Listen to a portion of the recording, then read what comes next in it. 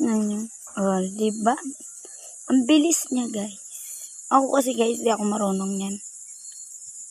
Yung mama ko lang at yung papa ko marunong yan. Oh, guys, yung mga mahihirap na sobra ngayon. Magtanim kayo ng palay. Tingnan nyo, guys, oh. Basta taga dito lang kayo sa probinsya, masipag kayo magtanim. Yan. Taon-taon yan, guys. May palay sila dito, guys. Libre lang yan, guys. Basta masipag kayo magtanim. Yan. O, see? Yung mami ko yan. O, diba? Ang sipag niyan, guys. Mag-isa-isa yan siya sa isang uhay ng palay, guys. Tingnan nyo. O, diba? Tapos iniipon sa kabila, papunta nyo. O, diba? O. Yan yung mama ko, guys. Ang sipag niya, guys. Ako, guys, di ko kaya din. Di ko kaya niyan, guys. Ayan. Hanggang matapos yun doon.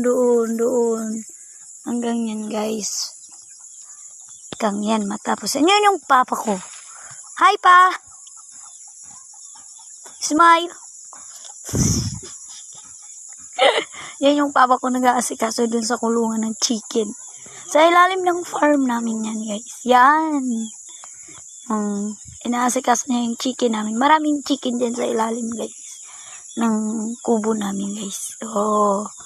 Diba? Atik ko. Yan. Sipag ng mami ko. Oh. Yan yung tabyos. May tabyos sila. Yung parang munggo, guys. Kaso black siya. Tabyos tawag niyan dito, guys. Yan. Yan yung balatong yan. Katabi niyan. Yan. Sinasabay yan, guys, sa pagtanim ng palay. Tsaka yung mais. At tsaka yung tabyos na yan, guys.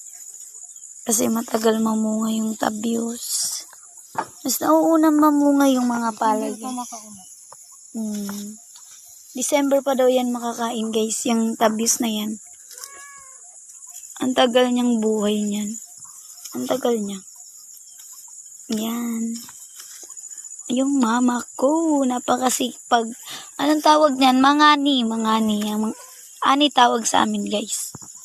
Mangani ng palay. Taon-taon yan ginagawa ng mama at papa ko, guys, ha. Yan. Libre sa kanila yung bigas nila, guys. Antay lang sila ng 6 months, guys. Yan. Upland. Yan. Oh, diba, guys? Tingnan nyo, guys. Yan. Iniisa-isa niya talaga yan, guys, ha. Oh, asan kayo niyan? Oh. Iniisa-isa yan. Ang sipag-sipag nila, oh. Oh, diba, guys? Oh, saan kayo niyan, guys?